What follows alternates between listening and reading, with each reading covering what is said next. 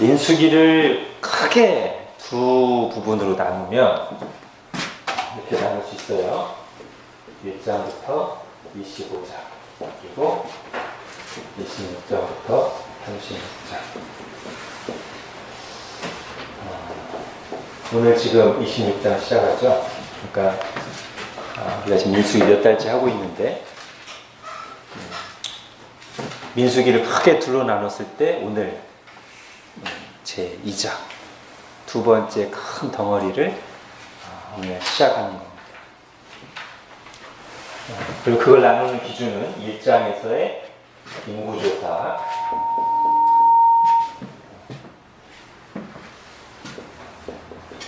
그리고 26장에서의 인구조사죠. 우리가 26장에 오기 전까지 이스라엘의 많은 반역, 영적으로 무너진 모습들, 그로 인한 하나님의 징계를 많이 봤는데, 이제 이 두 번째 파트 26장부터 끝까지는 한 번도 부정적인 모습이 나오지 않습니다. 뿐만 아니라 여기부터는요, 초점이 아주 분명합니다. 이 26장부터 시작되는 얘기들은 거의 모든 장이 관심이, 초점이 곧 들어가게 돼요. 이제 1년도 남지 않아서 곧 들어가게 될 약속의 땅, 가나안 땅에 초점이 맞춰져 있습니다. 자, 그래서 첫 번째 인구조사하고 두 번째 인구조사가 비슷한데, 첫 번째 인구조사 때는 이제 전쟁 얘기가 주를 이뤘다면, 두 번째는 똑같이 전쟁에 나가 싸울 만한 20세 이상의 남자 수를 세지만, 인구조사가 끝나자마자 어떤 얘기가 나오냐면 땅 분배 얘기가 나오고요. 이후에 저기 27장 뭐 쭉 하면서 계속 이 땅 얘기가 주를 이룬다는 사실을 명심하시기 바랍니다. 사실 오늘날 우리에게는 그냥 대충 살피면 왜 성경이 이렇게 땅 얘기에 비중을 많이 두는가 조금 이해가 안 가기도 하고 재미없기도 합니다. 그런데 사실 성경에서 이 땅의 신학은 상당히 중요합니다. 하나님 나라의 한 요소죠. 구약으로 보면 하나님과 하나님의 다스림을 받는 백성과 그 다스림이 펼쳐지는, 하나님의 뜻이 이루어지는 공간으로서의 땅. 그래서 저희 하나님 나라의 한 요소고 아브라함 언약의 한 부분이기 때문에 이 땅을 차지한다는 것은 하나님의 아브라함에게 주신 언약이 성취됐다는 뜻이고, 하나님의 나라가 실제로 역사 속에서 이루어졌다는 표시거든요. 그래서 중요해요. 그래서 여호수아도 가면 앞부분은 계속 땅을 차지하기 위한 전쟁, 그 뒤에 절반가량은 아주 지루한 지파들과 땅 얘기가 계속 나옵니다. 근데 민수기도 약간 그런 부분이 있다는 거예요. 이 뒷부분에 여호수아의 서론격이 땅 분배, 땅을 어떻게 분배할 건가, 그거에 관련된 논의들, 이런 게 많이 나온다는 거죠. 자, 이 정도로 하고요. 우리 인구조사의 의미를 좀 더 생각해 보겠습니다. 일단 그 다음 페이지 표를 보시면 첫 번째 인구조사와 두 번째 인구조사를 한번 이렇게 정리해서 표로 만들어 봤습니다.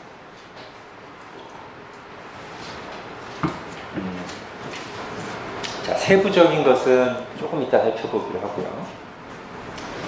우선 이 두 번째 인구조사를 하게 하신 이유, 그리고 이 두 번째 인구조사의 결과가 주는 의미를 한번 크게 두 가지로 살펴보겠습니다. 우리가 성경에 충실해야 되니까요. 민수기 26장이 두 번째 인구조사 내용의 전체예요. 다 하고 나서 결론에서 뭐라고 말하고 있는지 우리가 봐야 되겠죠. 민수기 26장 뒷부분에 가보십시오. 아까 우리 시작하면서도 읽었습니다만 민수기 26장 63절부터 보면 이게 지금 인구조사를 다 마치고 나서 결론으로 단 얘기인데 여기서 뭐라고 말하냐면 처음 인구조사했던 사람들 그때 이 수에 들어갔던 이집트에서 나올 때 만 20세 이상 되는 남자들은 이 두 번째 인구조사 때는 한 사람도 들지 못했다. 누구만 빼고요? 여호수아와 갈렙 빼고는 이 두 번째 인구조사를 할 때 20세 이상 첫 번째 인구조사 때 계수됐던 사람은 하나도 남김없이 광야에서 다 죽었다. 이게 두 번째 인구조사를 하고 나서 성경이 달고 있는 결론적인 멘트예요. 그렇다면 우리가 평소에 가지고 있던 생각대로 쉽게 그냥 여기서 은혜를 발견하기 전에 두 번째 인구조사의 큰 의미 그건 뭐냐면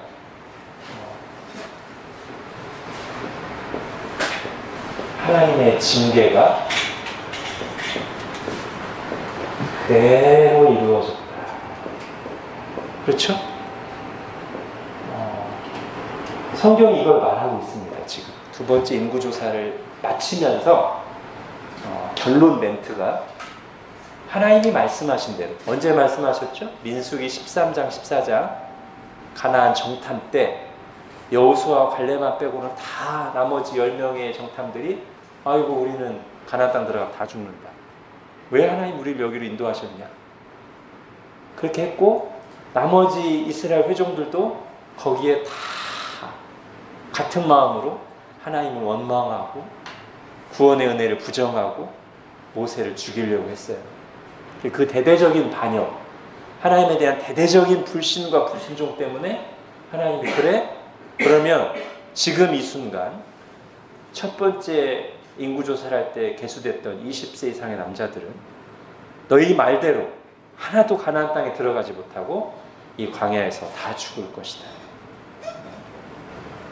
여호수아와 갈렙만 빼고 이렇게 말씀하셨는데 두 번째 인구조사를 마치고 나서 그 얘기를 하시는 거예요. 그대로 되었다.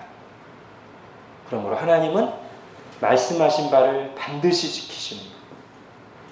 어미하시는 거예요. 그런 거예요. 자, 그러면서 이 징계가 이루어지면서 그 결과적으로 생긴 큰 변화가 뭐냐면 세대교체. 이 징계, 일단 이 두 번째 인구조사가 갖는 의미는 하나님의 징계가 그대로 이루어졌다. 시간을 지나고 보니까. 시간의 흐름 속에서 하나님의 뜻, 하나님의 계획이 그대로 성취됐다는 보여주면서 그 결과 일어난 일은 세대교체라는 거예요. 여기 나온 표현대로 하면 64절에 제사장 아론이 시내 광야에서 계수한 이스라엘 자손, 이게 1세대죠. 시내 광야에서 계수한 세대. 보통 이걸 이렇게 말하기도 합니다. 출애굽 세대.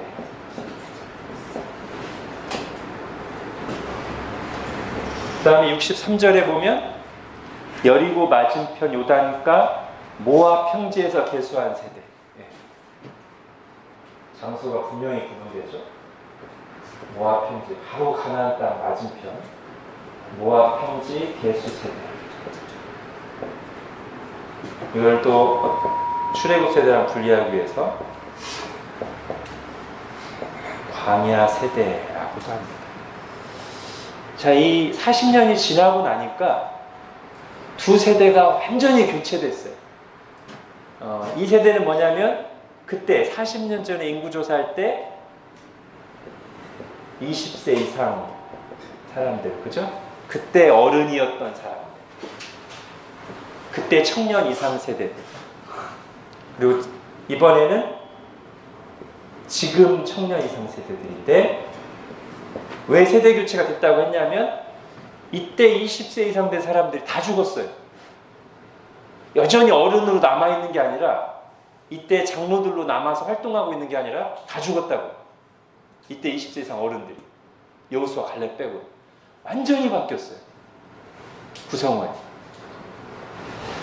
자, 그런데 요 문맥을 따라서 이걸 해석하다 보면 이게 분명히 세대 교체지만 세대 교체가 일어난 이유는 나이 때문만 아니라는 것을 성경이 분명히 밝힌 거예요. 즉 이때 20세 이상 된 사람들이 왜 다 죽었냐? 나이가 들어서 죽었냐고 할 때 아니라는 거예요. 성경은. 20세 이상 된 사람이 죽은 이유가 나이가 많으니까 저절로 시간 지나면서 세대가 교체되는 거죠. 그거 당연한 거 아닙니까? 그게 아니고 성경은 그렇게 얘기하지 않는 거예요. 그것은 죄 또는 죄에 대한 책임을 물으시는 하나님의 징계 때문에 일어난 하나님의 말씀대로 된 일이지 그냥 시간 지나니까 자연스럽게 일어난 일이 아니다. 2명밖에 안 되지만 누가 그걸 증명해요? 여호수아와 갈렙.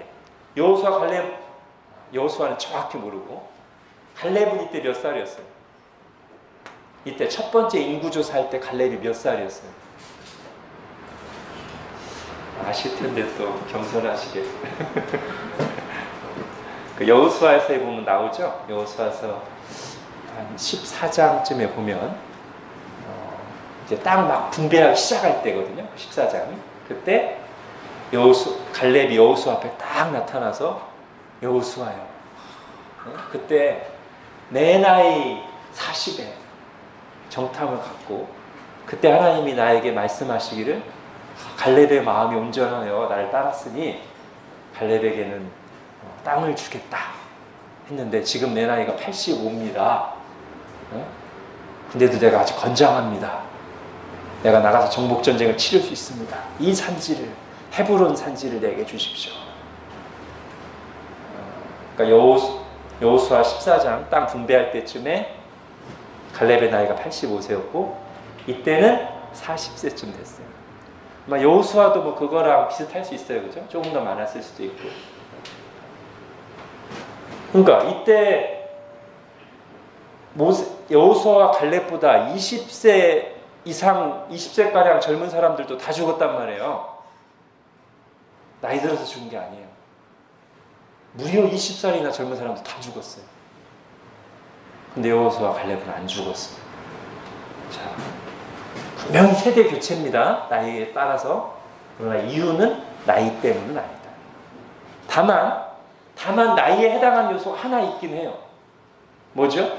이 부분을 우리가 생각해야 되는데 왜 이때 이스라엘 온 회중이 울고 했을 텐데 20세 이상부터 울기 시작했을까요?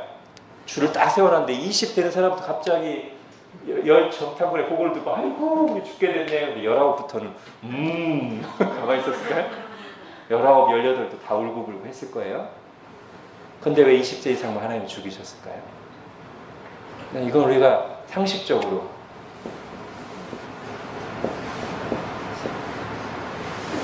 책임을 묻는 나이죠. 이제 이때부터는 자기 결정에 대해서 또는 공동체 일에 대해서 책임을 져야 될 나이로 하나님이 분명히 지금 책임을 물으신 거예요.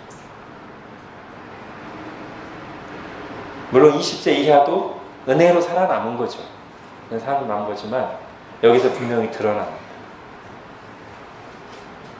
그래서 세대교체가 일어난 이유는 하나님의 징계, 하나님을 불신하고 불순종했던 죄 또는 그 죄에 대한 책임을 물으시는 징계로 인해서 세대교체가 일어난 거고 이 광야 40년 동안 한치의 오차도 없이 하나님의 뜻이 그대로 이루어졌다 라는 것을 보여주는 게 이 인구조사 통계 결과가 주는 첫 번째 메시지예요.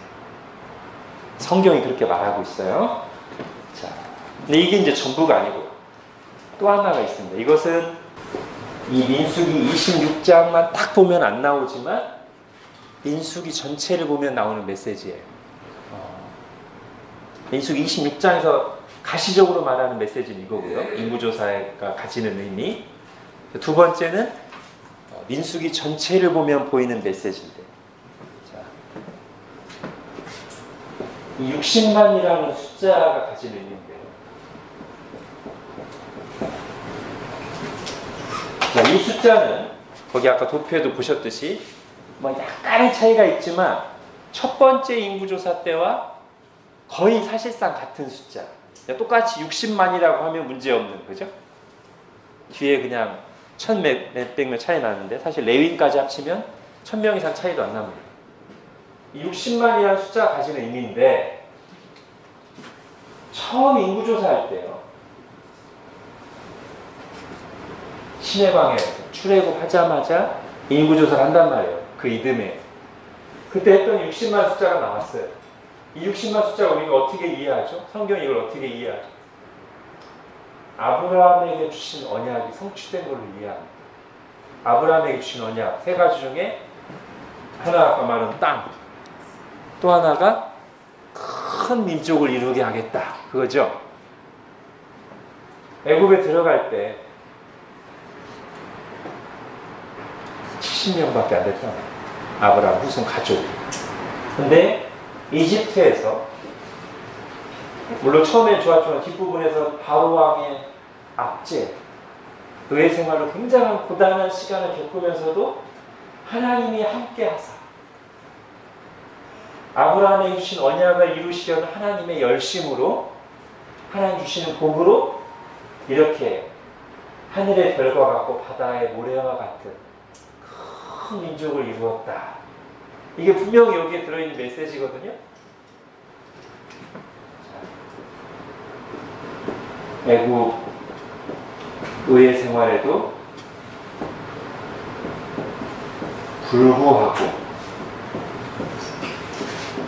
아브라함 언약을 이루신 것을 가시적으로 보여주는 숫자가 이것이었다면 광야 40년 그 살아가기 힘든 광야 그리고 하나님의 징계가 계속 있었던 광야 40년을 지나고 난 뒤 숫자가 60만이라는 것은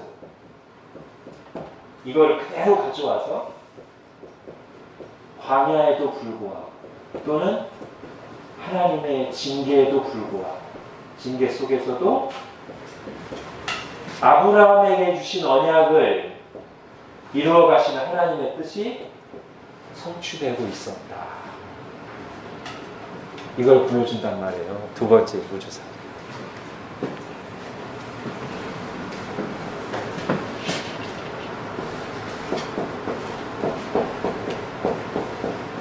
그래서 두 번째 의미를 제목을 붙이자면 이렇게 붙일 수 있겠죠. 첫 번째는 이 두 번째 인구조사의 의미 1. 하나님의 징계가 그대로 이루어졌고 하나님의 뜻에 따른 세대교체가 있었다. 두 번째는 언약을 이루시는 하나님 이 광야 40년 기간 동안에 열심히 일하시고 여전히 이스라엘에게 징계는 주셨지만 여전히 이스라엘을 사랑하시고 복을 주시고 아브라함에게 하신 언약을 신실하게 이행하고 계셨다.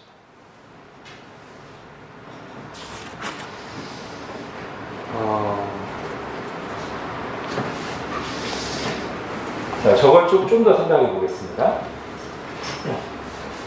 여러분, 이 광야 생활할 때 이스라엘 백성들이 하나님께 징계를 받은 이유가 광야 생활 불편하고 특히 먹을 거 부족하다고 하나님께 원망 불평하다. 특히 그 원망 불평이 하나님의 구원의 은혜, 하나님의 능력과 은혜를 의심하고 부정하는 데까지 나아갈 때 징계가 임했죠. 그죠? 근데 잘 한번 생각해 보면 이 60만이 가지는 의미가 잘 생각해 보면 여러 가지를 우리가 구체적으로 떠올릴 수 있어요.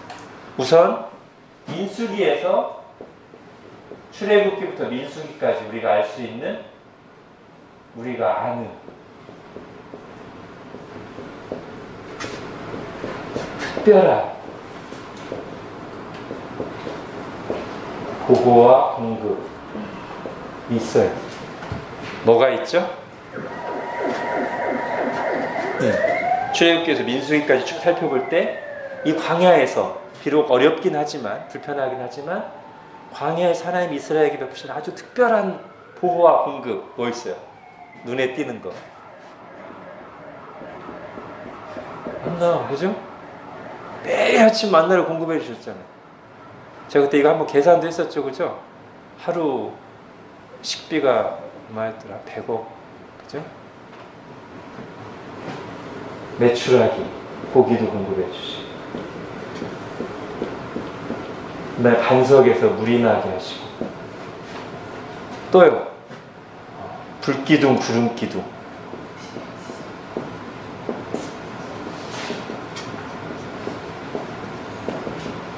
그렇죠?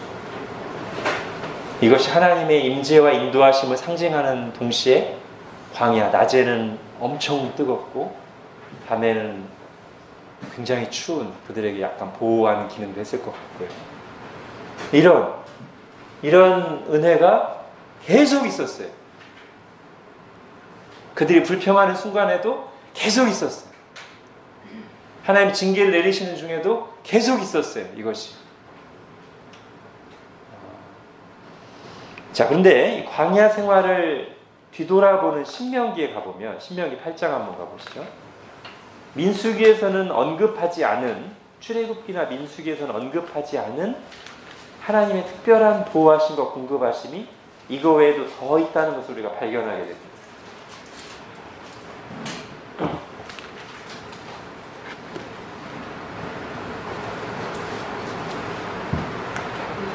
신명기 8장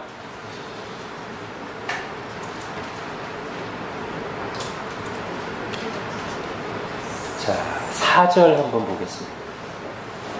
신명기 8장 4절 같이 읽겠습니다. 시작. 이 40년 동안에 내 의복이 헤어지지 아니하였고 내 발이 부르트지 아니하였느니라. 예. 여러분 한 구절 나오지만요. 이거는 어떻게 생각하십니까? 신명기에는 우리가 알지 잘 모르는 민수기에서 많이 다루지 않은 의복, 발 또는 신발. 우리가 단벌 신사라는 말을 쓰는데 이스라엘 사람들 40년 단벌 신사. 40년간 이때 옷이 좋았을 리도 없는데 40년간. 왜냐하면 우리가 짐작하듯이 광야에서 뭘 이렇게 생필품을 자기들이 만들고 할 재료나 상황이 안 돼요. 출애굽 때 입고 나온 거 또는 가지고 나온 거 한두 개 정도 더 있었을 텐데 40년 동안 옷이 헤어지지 아니했어요. 그리고 광야가 우리처럼 이렇게 좋은 신발이 있던 때도 아니고요. 좋은 신발도 땅 거친 데서 1, 2년 걸으면 다 너덜너덜해지죠. 그죠? 40년간 이들의 발이 부르트지 아니했다. 이것도 굉장히 특별한 은혜입니다. 예전에 어떤 선교사님은 선교지에서 기름 없이 오토바이를 타고 다녔다는 간증을 제가 들은 적이 있는데 사실 확인 안 해봐서 제가 100% 말할 수는 없지만 그런 얘기도 있었어요. 기름이 없는데 그냥 한참을 꼭 가야 되니까 신방을 꼭 가야 되는데 기름이 없고 하나님 도와주세요. 이거 생각하면 그럴 수 있을 것 같기도 하고요. 자, 그래서 또 여러분 이거를 포함해서 또 어디까지 우리가 좀 상상을 계속 하다 보면 이 60만이 40년 동안 다 죽었어요. 그렇죠? 60만이라는 숫자가 광야에서 태어나고 자랐습니다. 그럼 광야가 어떻게 아이들 낳고 키우기 좋은 환경이겠어요? 근데 광야에서 수십만, 불과 40년 동안 광야에서 수십만 아이들이 태어나고 건강하게 잘 자랐습니다. 그러니까 이 광야에서의 나날들은 이스라엘은 틈만 나면 끊임없이 불평했지만 사실은 하나님의 보이는 또는 의식하지 않는 가운데 하나님이 계속 특별하게 붙드시고 보호하시고 도와주시는. 또 하나 제가 빼먹은 게 있는데 15절 보십시오. 신명기 8장 15절. 너를 인도하여 그 광대하고 위험한 광야 곧 불뱀과 전갈이 있고. 예. 위험 요소가 많아요. 위험 요소가 많아요. 그래서 그 민수기 21장에 나오는 하나님께 불평하다가 불뱀에게 물린 사건이 있잖아요. 그걸 해석할 때 우리가 이렇게 해석한다고. 하나님이 그동안 보이지 않는 손으로 막고 있던 불뱀들을 그 보이지 않는 하나님의 보호하심의 울타리를 걷어내시고 오히려 적극적으로 오게 만드셨다. 이렇게 해석할 수 있다는 거죠. 그죠? 그동안은 불뱀이 없었는데 그 21장에 징계 내실 때 불뱀을 창조하신 게 아니고요. 광야에 불뱀이 많이 있다고. 불뱀, 전갈을 비롯한 위험한 동물들, 해충들, 위험 요소들이 많이 있다고요. 근데 하나님이 보이지 않는 손길을 다 막고 계셨어요. 이스라엘이 그걸 의식하든 의식하지 않든 항상 그렇게 보호해주고 계시는데 조금 힘들다고 불평하고 원망하고 구원의 은혜까지 부정하니까 하나님이 그래? 잠깐 이렇게 거두신 거죠. 보호의 손길. 그래요. 광야에서의 하루하루는 비록 편안하고 럭셔리하지는 않았어요. 불편했어요. 그렇지만 조금만 눈을 떠서 잘 보면 하나하나 하나님의 보호하심, 하나님의 공급하심, 하나님의 신실하심, 하나님의 지켜주심이 늘 있었어요. 우리도 그래요. 그죠? 우리도 그냥 막 잘 사는, 아니면 어떤 편한 드라마에서 보는 막 그런 걸 생각하면 우리 삶이 찌들어 보이고 힘들 때가 있을 수 있지만, 또는 우리 감정이 상했을 때는 막 모든 게 다 부정적으로 해석되죠. 앞날이 막 캄캄하고 내가 어떻게 이런 삶을 계속 살지. 그러나 조금만 정신을 차려 눈을 떠서 보면 여기까지 인도하신 게 하나님이에요. 주님이 순간순간 도와주셨고, 주님이 공급해 주셨고, 주님이 날 붙드셨고, 그래서 내가 지금 여기 있구나 하는 걸 깨닫게 되죠.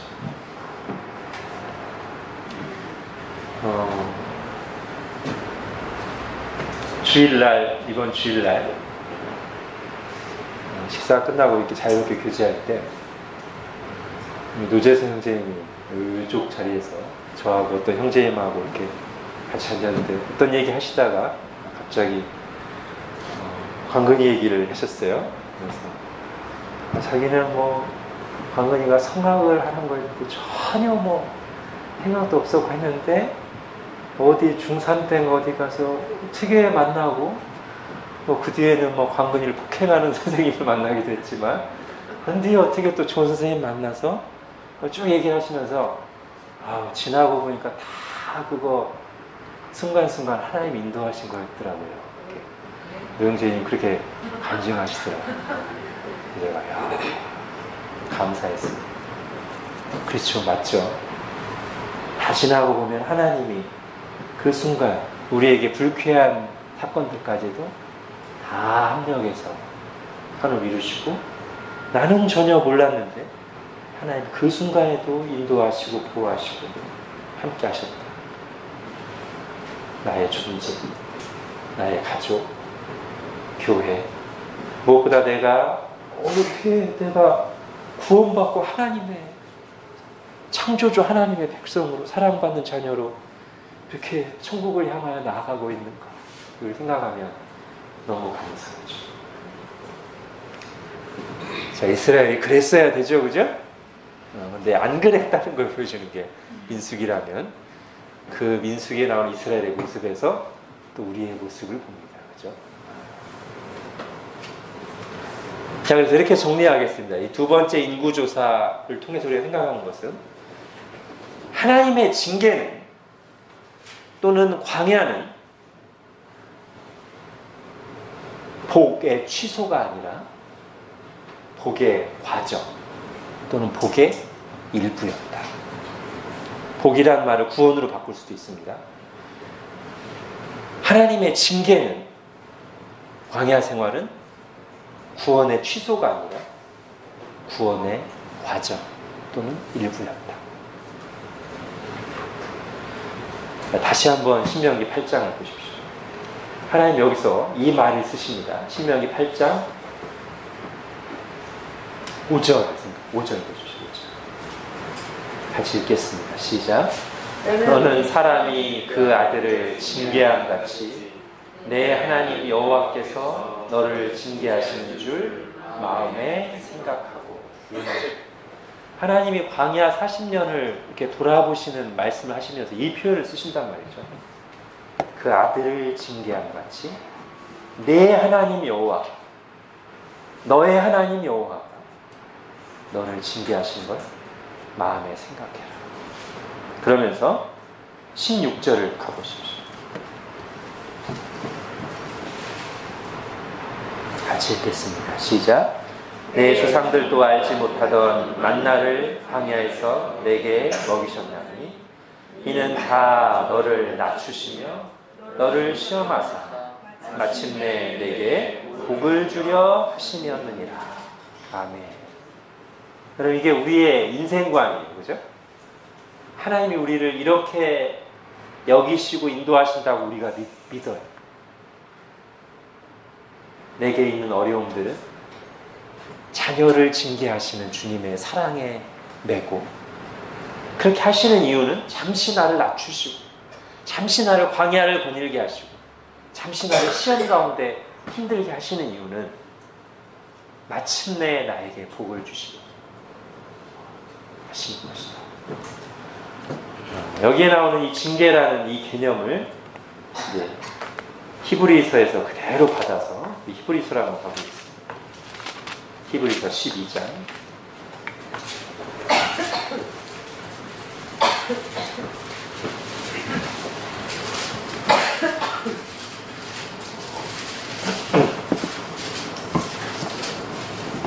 히브리서 12장 5절부터 제가 읽겠습니다. 또 아들들에게 권하는 것 같이 너희에게 권면하신 말씀도 잊었도다. 일렀을 때 내 아들아 주의 징계하심을 경히 여기지 말고 그에게 꾸지람을 받을 때 낙심하지 말라.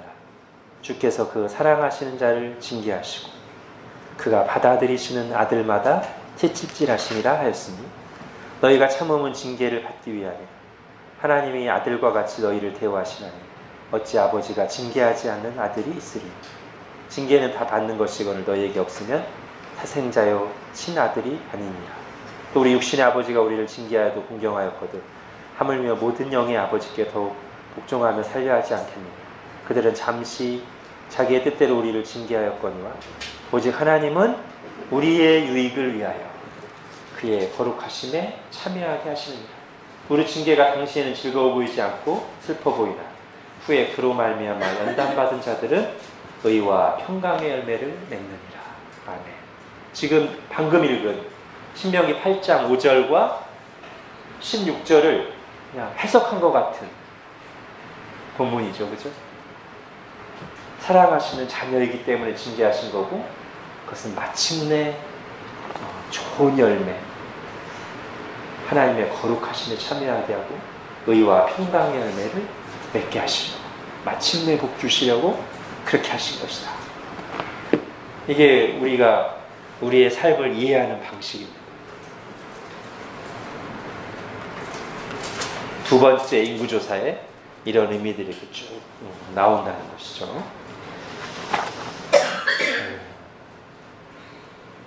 그래서 그 숫자들은 여러분이 한번 보시고요. 각 지파별 숫자에 우리가 너무 많은 의미를 부여하실 필요는 없습니다. 다만 가장 눈에 띄는 것은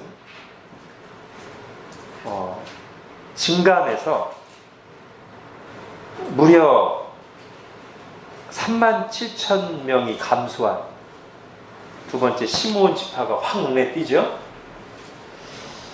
왜 그럴까 할 때 다른 지파의 증감은 그 이유를 찾기가 조금 명확하지 않습니다만 시므온 지파는 거의 분명해 보입니다.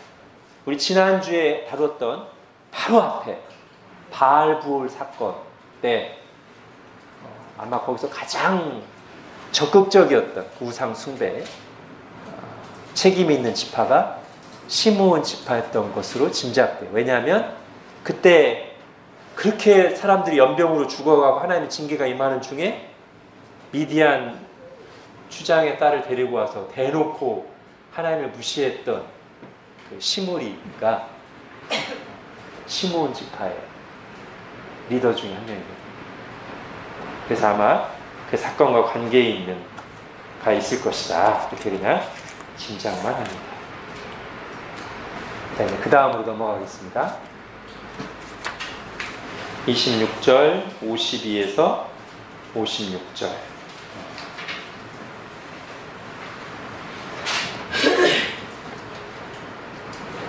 이중구 형제님 한번 낭낭한 목소리로 읽어주시면 감사하겠습니다. 아까 또 딴 사람이 읽었어요. 네. 저 혼자 하기가 좀 그래서 목이 아파서. 이 명수대로 땅을 나눠주어 기업을 함께하라. 수가 많은 자에게는 기업을 많이 줄 것이요 수가 적은 자에게는 기업을 적게 줄 것이니 그들이 계수된 수대로 같이 기업을 주되 오직 그 땅을 대비 뽑아 나누어 그들의 조상 지파의 이름을 따라 얻게 할지니라. 그 다소를 막론하고 그들의 기업을 대비 뽑아 나눌지니라. 예. 네네. 아까도 말씀드린 것처럼 이 민수기의 크게 두 파트 중에서 두 번째 파트는 땅에 상당히 많이 연관되어 있는데 여기서도 인구조사가 끝나자마자 가나안 땅 분배에 대해서 얘기하는데 여기 보면 분배의 원칙이 크게 두 가지입니다. 아주 간단하게. 하나는 수에 비례하게. 그죠? 수가 많은 자에게는 기업을 많이 줄 것이요 수가 적은 자에게는 기업을 적게. 수에 비례하게. 두 번째는 뭐죠? 제비뽑기로.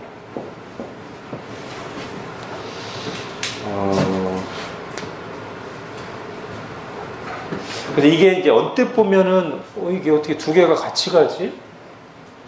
수가 많은 자에게 많이 주고 적은 자에게 적게 주려면 그걸 다 카운트하고 그것에 따라서 이렇게 분배를 하는 건데 제비뽑기 이렇게 생각할 수 있지만 잘 생각해 보면 이 두 가지를 얼마든지 섞을 수 있습니다. 그렇죠?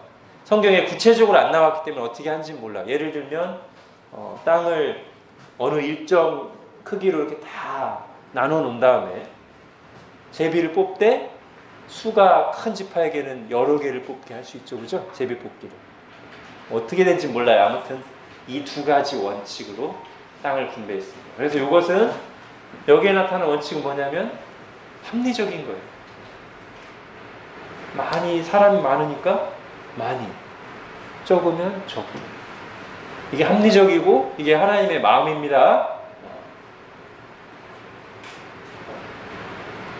그러니까 우리가 사는 시대 이 경제 상황은 여기에 좀 안 맞아요. 상위 1%가 90%의 재산을 소유하고 있는 현실은 이런 하나님의 마음과는 잘 안 맞아요. 자, 두 번째 뽑기는 자, 그런데 그러니까 합리적으로 많은 지파에게는 많은 땅을, 수가 적은 적은 땅이 하되 누가 어떤 땅을 고르는 것은 자기 마음대로 안 되고 제비 뽑아서 하나님의 인도하심을 받고 그걸 그냥 받아들이는 것이 하나님의 원칙이에요. 이렇게 하면 이것은 우리가 선물로 받는 땅이다라는 의식을 더 가질 수도 있고, 또 하나는 불필요한 논쟁. 우리가 여기 좋은 땅을 가질래 다들, 그죠? 주는 대로 가져라. 하나님의 뜻입니다. 내가 좋은 자리 차지해야 돼.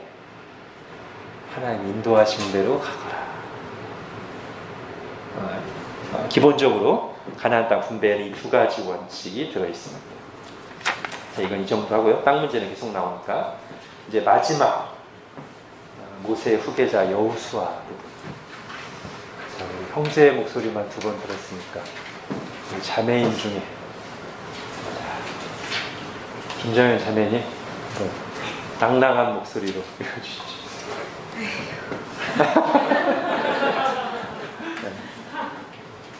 모세가 여호와께 여짜와 이르되 여호와 모든 육체의 생명 하나님이시여 원하건대 한 사람을 이 회중 중에 세워서 그로 그들 앞에 출입하게 하사 여호와의 회중이 목자 없는 양과 같이 되지 않게 하옵소서.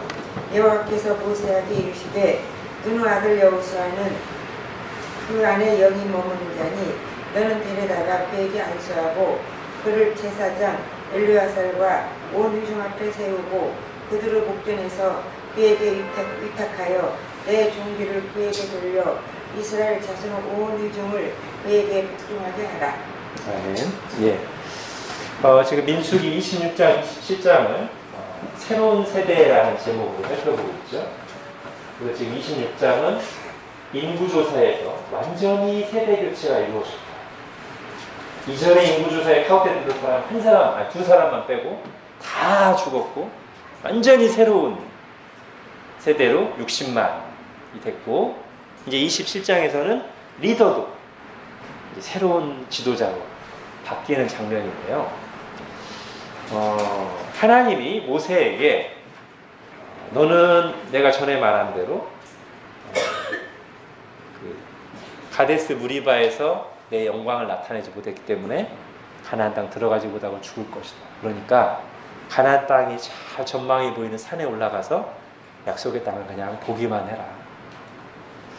자, 이 말씀을 들었을 때 모세가 간구를 하는데요.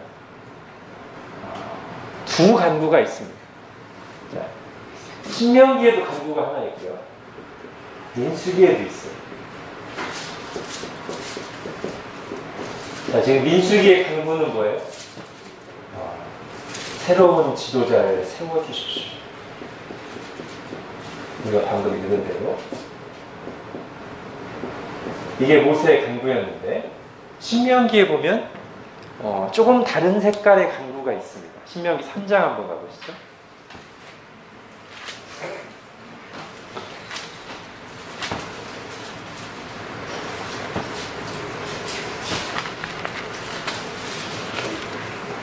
신명기 3장 23절부터 보세요. 신명기 3장 23절. 그때 내가가 모세예요. 그때 내가 여호와께 간구하기를. 24절은 이제 건너뛰고요. 25절. 구하옵나니 나를 건너가게 하사 요단 저쪽에 있는 아름다운 땅 아름다운 산과 레바논을 보게 하옵소서 하되 여호와께서 너희 때문에 내게 진노하사 내 말을 듣지 아니하시고 내게 이르시기를 그만해도 족하니 이 일로 다시 내게 말하지 마라. 여러분 모세의 안타까움과 아픔이 느껴지는 대목이죠. 신명기에서 모세가 뭐라고 회고하면서 말하냐면 건너가게 하소서. 나도 약속의 땅 들어가고 싶습니다.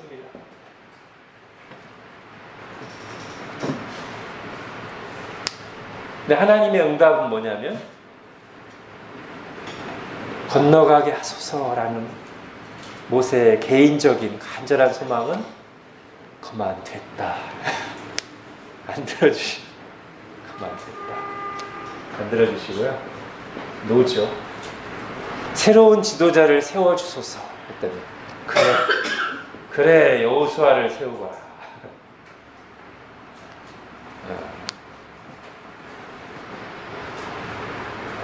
이렇게 됩니다. 좀 이것까지 생각해보면 모세의 민수기에 나온 기도가 참 좋은데요. 신명기에서 모세가 이걸 회고하면서 25절에 뭐라고 여호와께서 너희 때문에 내게 진노하사. 맞아요. 그죠? 우리가 그 사건 알면 그때도 이스라엘이 막 물 때문에 불평하고 모세를 정말 열받게 만들어서 모세가 그때 실수를 하죠. 그래서 모세가 인간적인 생각만 하기 시작하면 저 이스라엘 때문에 나는 못 들어가는데 이스라엘은 들어가네? 심술 부릴 수 있는데 그런 얘기를 하긴 하지만 민수기에서 뭐라고 기도해요? 주님 이스라엘을 위해서 나 없이 가나안 땅에 들어가서 정복 전쟁을 치르고 거기서 하나님의 백성으로 살아야 될 이스라엘을 위해서 새로운 지도자를 세워주십시오. 이렇게 또 간구를 해요. 이스라엘 때문에 못 들어가지만 이스라엘을 위해서 간구합니다.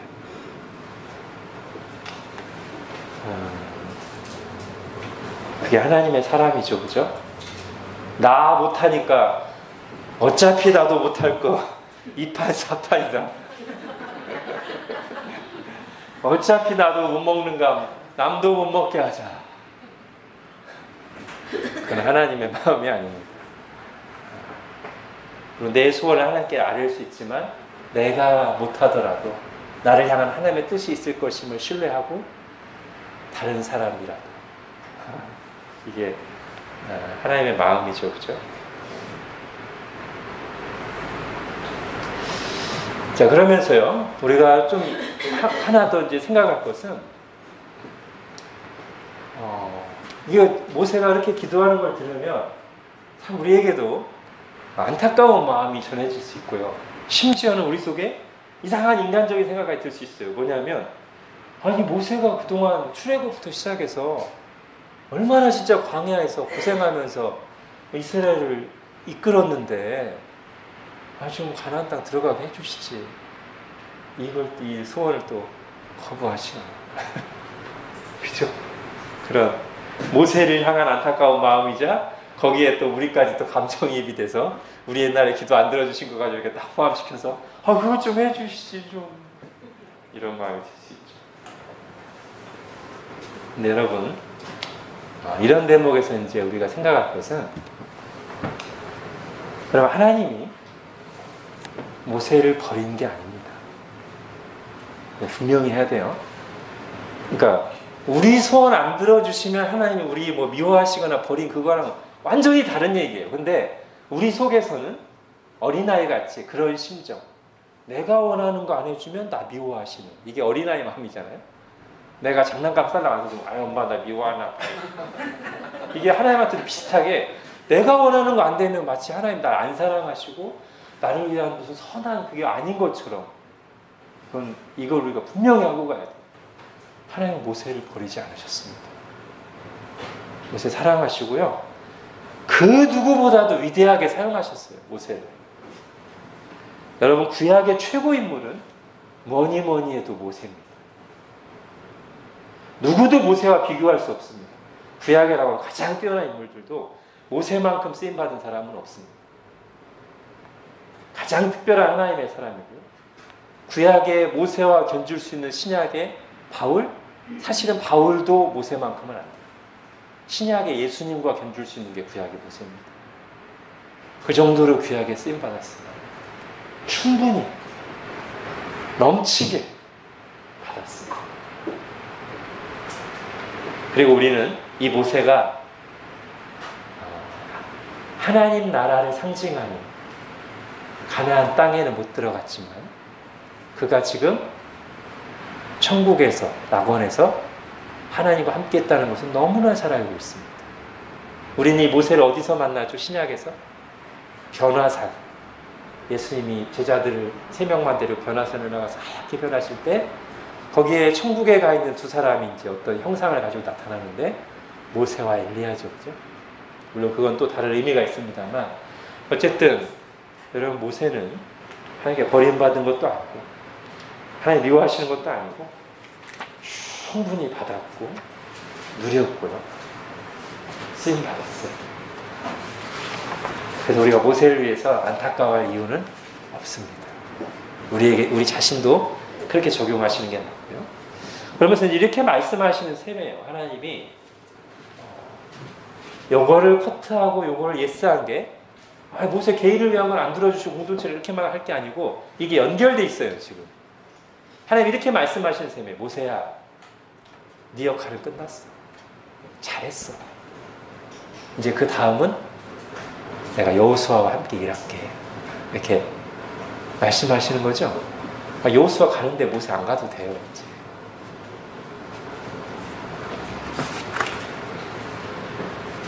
그래서 우리도 이제 그렇게 생각해야 되죠.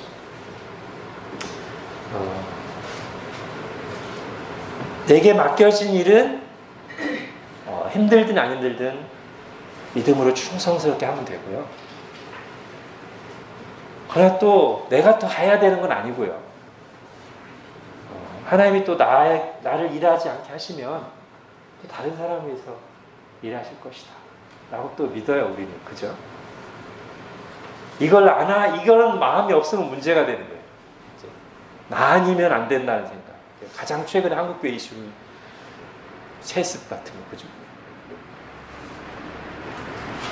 뭔가 막 자기가 이 교회에서 계속 영향을 미치려고 원로 목사 돼가지고 막 교회 안 떠나고 계속 새로운 목사 힘들게 하고 교인들 힘들게 하고 내가 꼭 있어야 돼, 그 자리에. 내가 없으면 안 돼. 이런 거. 교회에서 어떤 중요한 역할을 꼭 내가 해야 돼. 내가 아니면 안 돼.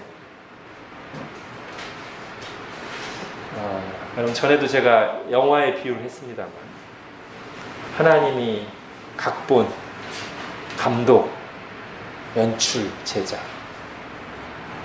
모세와 여호수아는 하나님 쓰시는 배우. 하나님 모세를 여기까지 쓰시고 여기까지 잘했다. 네 역할 잘했다, 모세야. 잘하였도다. 착하고 충성되죠.